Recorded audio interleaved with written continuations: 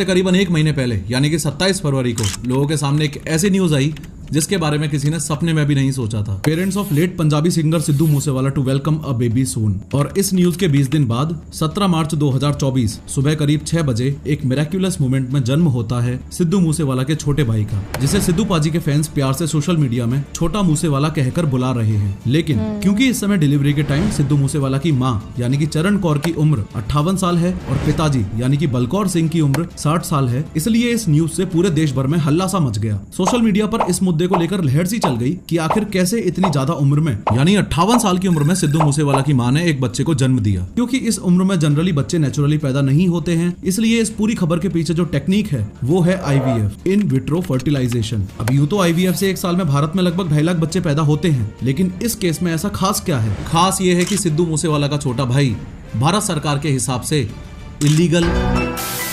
So hey guys, welcome back to my channel. कैसे हैं आप लोग? I hope you are doing great. So आज की वीडियो है सिद्धू मूसेवाला के बारे में। सिद्धू मूसेवाला का रिसेंटली एक भाई पैदा हुआ है। बहुत लोग छोटे सिद्धू बुला रहे हैं। उनके जो माँ बाप है उन्होंने अनाउंस किया था दैट कि उन्होंने लिटरली सिद्धू भाई का ही नाम, जो सिद्धू भाई का ओरिजिनल नेम था, वो उनको दिया है। सो कहीं ना कहीं वो उन्होंने अपना बेटा खोया था, तो उनके लिए इमोशनल चीज़ है। So let's start the reaction and देखते हैं कि ये क्या कहना चाहते हैं वीडियो के अंदर। प्रोफेसर हाउ का ये वीडियो है। टाइटल में उन्होंने लिखा है is Sidhu Moosewala brother illegal. Illegal कैसे हो सकता है एंड किस हिसाब से इलीगल हुआ, ये सारी चीज़ें हम वीडियो में पता करेंगे। सो वीडियो को लास्ट तक देखना, मेरे सारे कमेंट जानने के लिए कि मुझे कैसा लगा वीडियो एंड मैं क्या सोचती हूँ वीडियो के बारे में। एंड अगर आपको इसी तरह की रिएक्शन वीडियोस पसंद है, सिद्धू मूसेवाला के फैन हो, इस चैनल को सब्सक्राइब कर सकते हो और भी इस तरह के वीडियोस देखने के लिए बेल आइकन को दबा लेना। जब भी मैं इस तरह की वीडियो डालूंगी तो आपको नोटिफिकेशन आ जाएगी ना, आप वीडियो मिस नहीं करेंगे। So let's start the reaction. इस वीडियो को देखने वाले ऑलमोस्ट हर इंसान को ये बात अच्छे से पता है कि आज से ठीक 22 महीने पहले लॉरेंस बिश्नोई के गुंडों ने सिद्धू मूसेवाला की दिन दहाड़े रोड पर गोली मारकर हत्या कर दी थी। इस हत्याकांड से सिद्धू मूसेवाला के फैंस तो पूरी तरह से टूट ही गए थे, लेकिन जिनके घर का चिराग हमेशा हमेशा के लिए बुझ गया था वो थे उसके माँ बाप। सिद्धू पाजी के जाने से सच में ऐसा लगने लगा था कि पंजाबी म्यूजिक इंडस्ट्री की दुनिया में अंधेरा सा छा गया। लेकिन आज से करीबन एक महीने पहले यानी कि 27 फरवरी को लोगों के सामने एक ऐसी न्यूज आई जिसके बारे में किसी ने सपने में भी नहीं सोचा था। Parents of late Punjabi singer Sidhu Moosewala to welcome a baby soon. और इस न्यूज के 20 दिन बाद 17 मार्च 2024 सुबह करीब 6 बजे एक मिरेक्युलस मोमेंट में जन्म होता है सिद्धू मूसेवाला के छोटे भाई का, जिसे सिद्धू पाजी के फैंस प्यार से सोशल मीडिया में छोटा मूसेवाला कहकर बुला रहे हैं। लेकिन क्योंकि इस समय डिलीवरी के टाइम सिद्धू मूसेवाला की माँ यानी कि चरण कौर की उम्र 58 साल है और पिताजी यानी कि बलकौर सिंह की उम्र 60 साल है, इसलिए इस न्यूज से पूरे देश भर में हल्ला सा मच गया। सोशल मीडिया पर इस मुद्दे को लेकर लहर सी चल गई कि आखिर कैसे इतनी ज्यादा उम्र में यानी 58 साल की उम्र में सिद्धू मूसेवाला की मां ने एक बच्चे को जन्म दिया। क्योंकि इस उम्र में जनरली बच्चे नेचुरली पैदा नहीं होते हैं, इसलिए इस पूरी खबर के पीछे जो टेक्निक है वो है IVF, इन विट्रो फर्टिलाइजेशन। अब यूं तो IVF से एक साल में भारत में लगभग 2.5 लाख बच्चे पैदा होते हैं, लेकिन इस केस में ऐसा खास क्या है? खास ये है कि सिद्धू मूसेवाला का छोटा भाई भारत सरकार के हिसाब से इलीगल है। असल में सिद्धू मूसेवाला के माँ बाप के लिए इंडिया में IVF करवाना इलीगल था, इसलिए उन्होंने इस बच्चे को पैदा करने के लिए इंडिया के बाहर जाकर IVF का प्रोसेस करवाया। आज की इस 3D एनिमेटेड वीडियो में हम स्टेप बाय स्टेप समझेंगे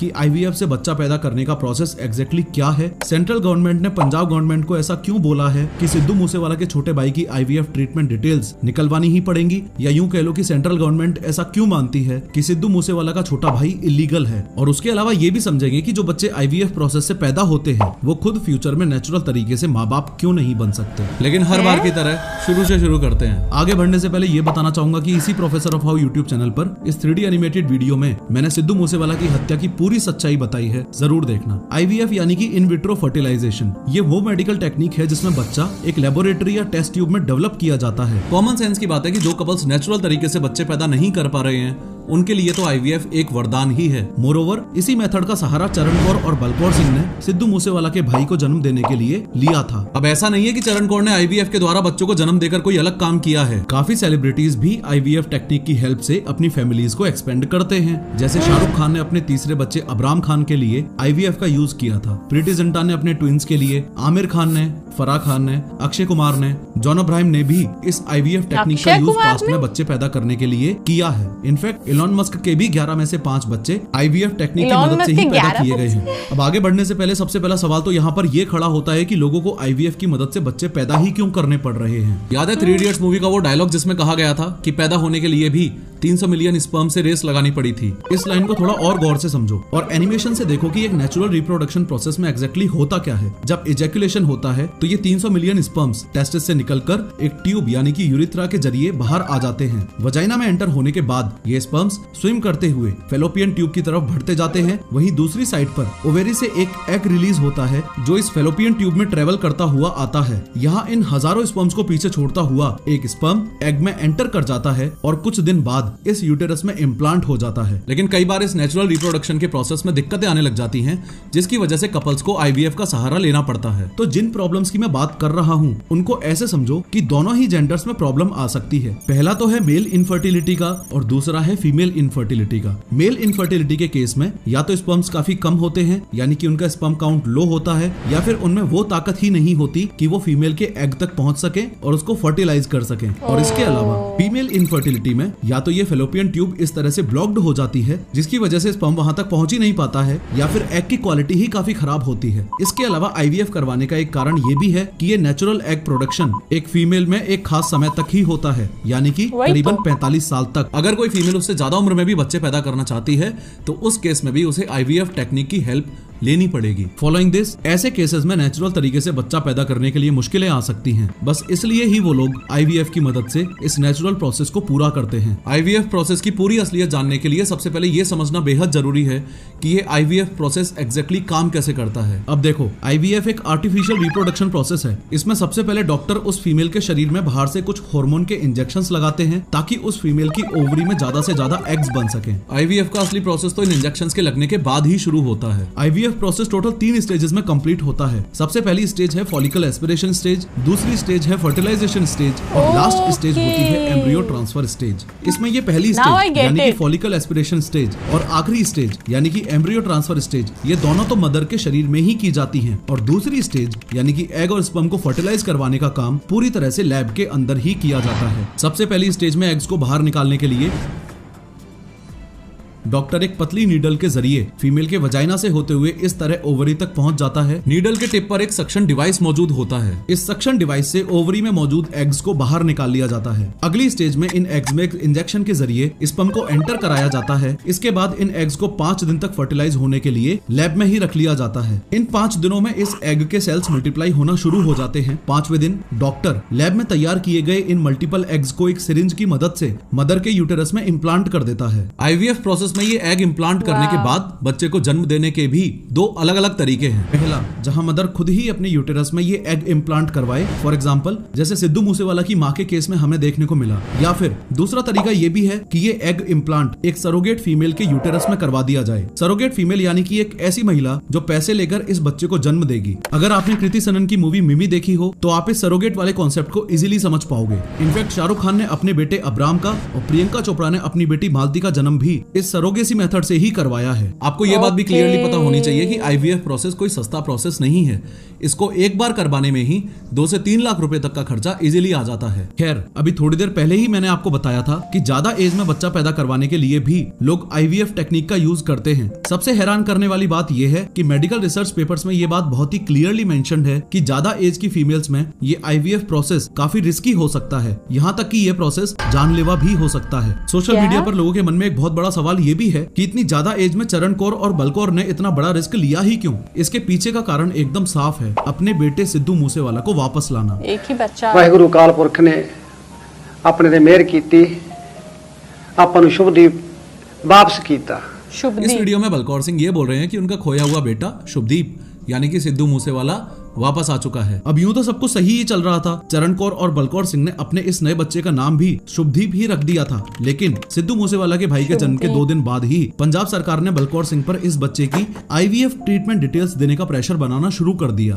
कि प्रशासन सवेर तो मैनू परेशान कर रहा इस गल लई भी तुसीं अपने इस बच्चे दे सानू डॉकूमेंट पेश करो। इस बच्चे नू लीगल साबित करने लई मैनू तरह तरह के सवाल पूछे जा सकते। इस वीडियो में बलकौर सिंह यही बता रहे हैं कि पंजाब सरकार उनके ऊपर प्रेशर बना के इस बच्चे के डॉक्यूमेंट्स मांग रही है और लगातार इस बच्चे को लीगल साबित करने की मांग कर रही है। हुआ ये है कि इंडिया में आईवीएफ प्रोसेस को रेगुलेट करता है ये असिस्टिव रिप्रोडक्टिव टेक्नोलॉजी एक्ट 2021। इस एक्ट के सेक्शन 21 में साफ तौर पर लिखा है कि भारत में आईवीएफ करवाने वाली महिला की उम्र कम से कम 21 साल और ज्यादा से ज्यादा 50 साल होनी चाहिए। साथ ही ये एक्ट ये भी बोलता है कि उस महिला के हस्बैंड की उम्र कम से कम 21 साल और ज्यादा से ज्यादा 55 साल होनी चाहिए। तो इस कंट्रोवर्सी का जो सबसे बड़ा कारण है वो है छोटा मूसेवाला के पेरेंट्स की एज। बच्चे की डिलीवरी के टाइम चरण कौर की एज है 58 साल और बलकौर सिंह की एज है 60 साल, जो कि इस कानून में दी गई एज से काफी ज्यादा है। अब अगर भारत के कानून के हिसाब से बात करें तो सिद्धू मूसेवाला के माँ बाप का ये कदम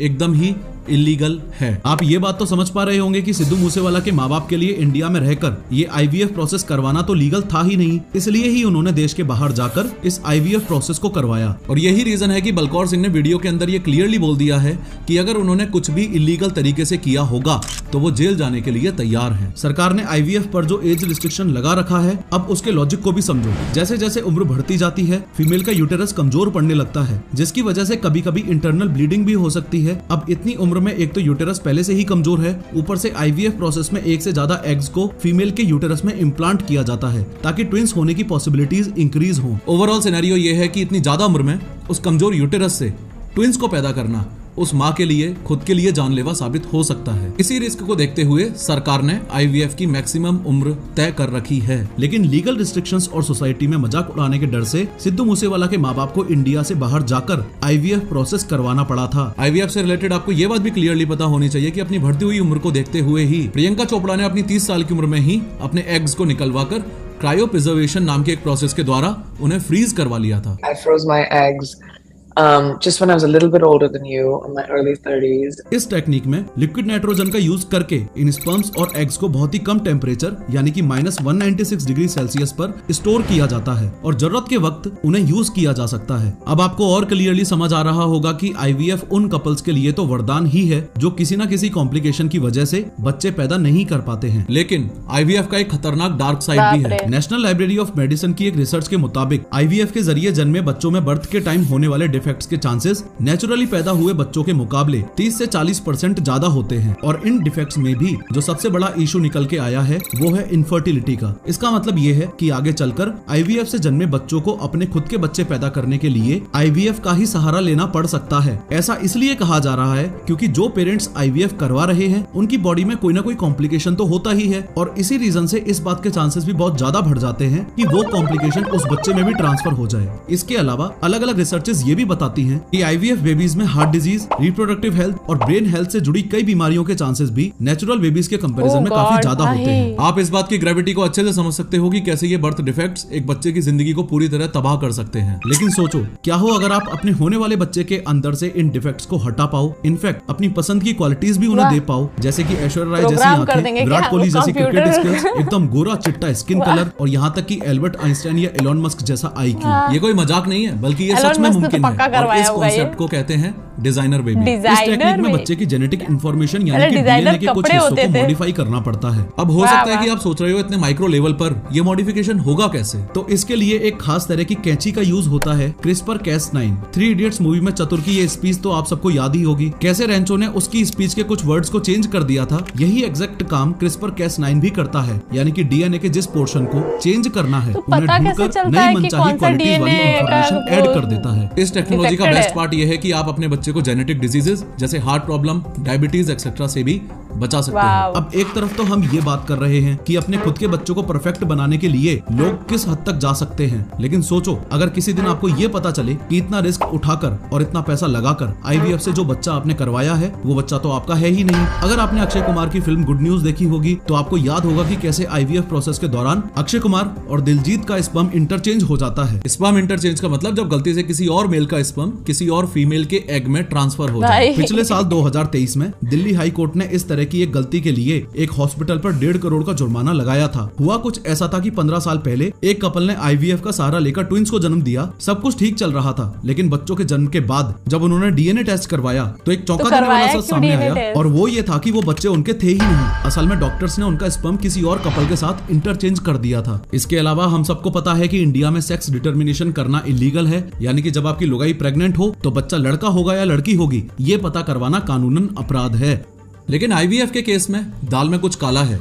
ध्यान से समझो, आईवीएफ के प्रोसेस से बच्चा पैदा करते वक्त यह इजीली पता लगाया जा सकता है कि वो बच्चा लड़का है या लड़की है। लेकिन चूंकि इंडिया में सेक्स डिटर्मिनेशन करना इलीगल है, तो काफी लोग इंडिया के बाहर जाकर आईवीएफ करवा लेते हैं, जिससे उन्हें पहले ही पता चल जाता है कि लड़का होगा या लड़की। अब इस बात में कितनी सच्चाई है उसके बारे में हम अभी कुछ नहीं कह सकते, लेकिन सोशल मीडिया पर काफी लोगों ने इस बात को सिद्धू मूसेवाला के पेरेंट्स के केस से कनेक्ट कर दिया है। सिद्धू मूसेवाला के पेरेंट्स के पर्सनल स्पेस और प्राइवेसी को भंग करते हुए लोग बिना सबूत के कुछ भी बोले जा रहे हैं। खैर, आईवीएफ की अमेजिंग पोटेंशियल तो आप समझ ही रहे हो, लेकिन अब यमिनाए बायोटेक्नोलॉजिस्ट हाशम अल घायली ने एक और ज्यादा एडवांस कॉन्सेप्ट के बारे में बात की है, जिससे किसी भी फीमेल के लिए आर्टिफिशियली बच्चे को जन्म देना पॉसिबल हो सकता है। मतलब बिना फिजिकली प्रेग्नेंट हुए भी एक माँ अपने बच्चे को जन्म दे सकती है। हाशम के मुताबिक इससे फीमेल्स को प्रेगनेंसी के दौरान आने वाली कई तरह की प्रॉब्लम से आजादी मिल सकती है। जिस कॉन्सेप्ट की बात हाशम अल घायली ने की है वो है एक्टोलाइफ। कुछ इसी तरह की एक रिसर्च यूएस के साइंटिस्ट ने भी की थी, जिसमें उन्होंने 8 भेड़ों को आर्टिफिशियल वूम में ग्रो किया था। अगर कॉन्सेप्चुअली देखा जाए तो एक्टोलाइफ दुनिया की सबसे बड़ी आर्टिफिशियल वूम फैसिलिटी है। मतलब एक्टोलाइफ एक ऐसी लैब है जहां बिना गर्भाशय के बच्चे पैदा किए जा सकते हैं, या यूं कह लो कि बच्चों को पेट में पालना भी नहीं पड़ेगा और बच्चे पैदा भी हो जाएंगे। अब लैब में तो आईवीएफ के जरिए भी बच्चे पैदा हो रहे थे, तो एक्टोलाइफ में नया क्या हुआ? ध्यान से समझो कि आईवीएफ टेक्नोलॉजी में तो एम्ब्रियो को अल्टीमेटली मदर के यूटेरस में ही इम्प्लांट किया जाता है, लेकिन इस एक्टोलाइफ में मदर के इस यूटेरस की भी जरूरत नहीं पड़ेगी और पूरा का पूरा बच्चा ही लैब में तैयार किया जाएगा। इन शॉर्ट, इस फैसिलिटी के अंदर एक मदर के गर्भाशय को यानी कि यूटेरस को रेप्लिकेट किया जाएगा और उस बच्चे को उन सारी कंडीशंस में रखा जाएगा जैसे अगर वो माँ के पेट के अंदर होता तो। और सबसे हैरान करने वाली बात यह है कि यहाँ इस पूरी लैब में 1 नहीं, 10 नहीं, 100 नहीं, 1000 भी नहीं, बल्कि 30,000 बच्चे एक साथ पैदा हो सकते हैं। अब सवाल ये है कि ऐसा होगा कैसे? तो देखो, एक बच्चा कुछ इस तरह से एक ग्रोथ पॉड में ग्रो करेगा। हर ग्रोथ पॉड पर बच्चे के वाइटल साइंस जैसे heart beat, temperature, breathing etcetera को मॉनिटर करने के लिए सेंसर्स लगाए गए हैं। ये बात तो आपको माननी ही पड़ेगी कि एक फीमेल के लिए एक बच्चे को जन्म देना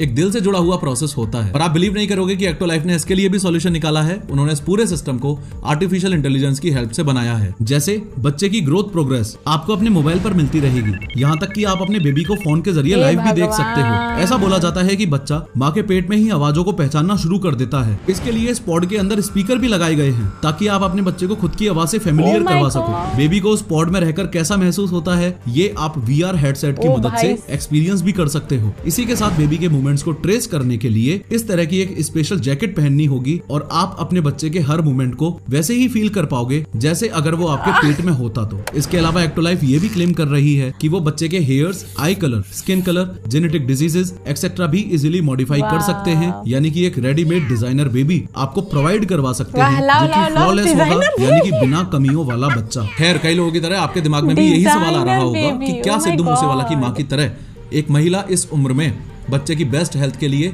नेचुरल ब्रेस्ट फीडिंग कर सकती है? तो इसका जवाब है हाँ। देखो, ये हमारा ब्रेन है और इस ब्रेन में यहाँ ये पिट्यूटरी ग्लैंड है। ये पिट्यूटरी ग्लैंड एक प्रोलैक्टिन हार्मोन रिलीज करता है जिसका काम है फीमेल्स में मिल्क प्रोडक्शन करवाना। नॉर्मली ये हार्मोन उस टाइम रिलीज होता है जब कोई महिला अपने बच्चे को जन्म देती है, लेकिन कभी कभी आउट ऑफ लव भी कुछ ओल्डर फीमेल्स में, फॉर एग्जाम्पल दादी या नानी में, बच्चों के लिए मिल्क प्रोडक्शन ऑटोमेटिकली शुरू हो जाता है। इसके अलावा कुछ आर्टिफिशियल हार्मोन्स को बाहर से बॉडी में डालकर भी इस मिल्क प्रोडक्शन को ट्रिगर किया जा सकता है। इसका मतलब ये हुआ कि ज्यादा उम्र होने पर भी महिलाएं आर्टिफिशियल हार्मोन्स का यूज करके ब्रेस्ट फीड कर सकती हैं। 100 बात की एक बात यह है कि आईवीएफ टेक्नोलॉजी उन कपल्स के लिए तो एक वरदान ही है जो नेचुरली बच्चे पैदा नहीं कर सकते। और जो डिबेट सिद्धू मूसेवाला के माँ बाप ने इस उम्र में एक बच्चे को जन्म देकर पूरे देश में क्रिएट किया है, वो इतनी आसानी से तो खत्म नहीं होने वाला। अब ये बच्चा सरकार की नजर में तो इलीगल है, लेकिन असल में लीगल है या इलीगल है ये हम कोर्ट पर छोड़ देते हैं। और तब तक एक बड़ा सवाल लोगों के मन में ये भी रहेगा कि अगर छोटा मूसेवाला इलीगल माना गया तो आगे क्या होगा। ओह माय गॉड, अगर वो इलीगल मतलब है तो फिर उसके साथ क्या करेंगे?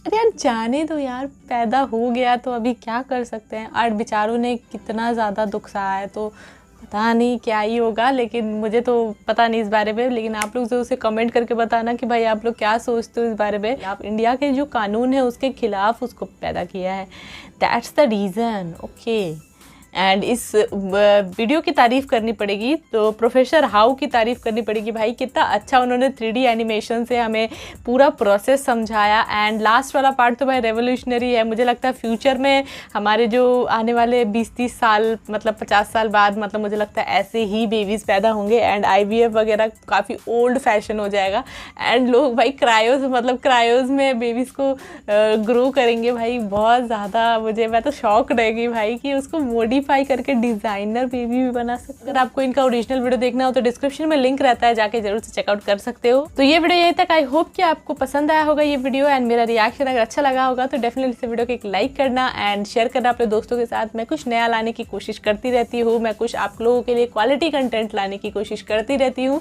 सो अगर मेरी ये कोशिश को आप अप्रिशिएट करना चाहते हो तो वीडियो को लाइक जरूर से कर देना एंड अपने दोस्तों के साथ शेयर करना तो मुझे अच्छा लगेगा। सो चलिए मैं मिलूंगी आप लोगों से नेक्स्ट रिएक्शन में। तब तक के लिए thanks for watching my video guys.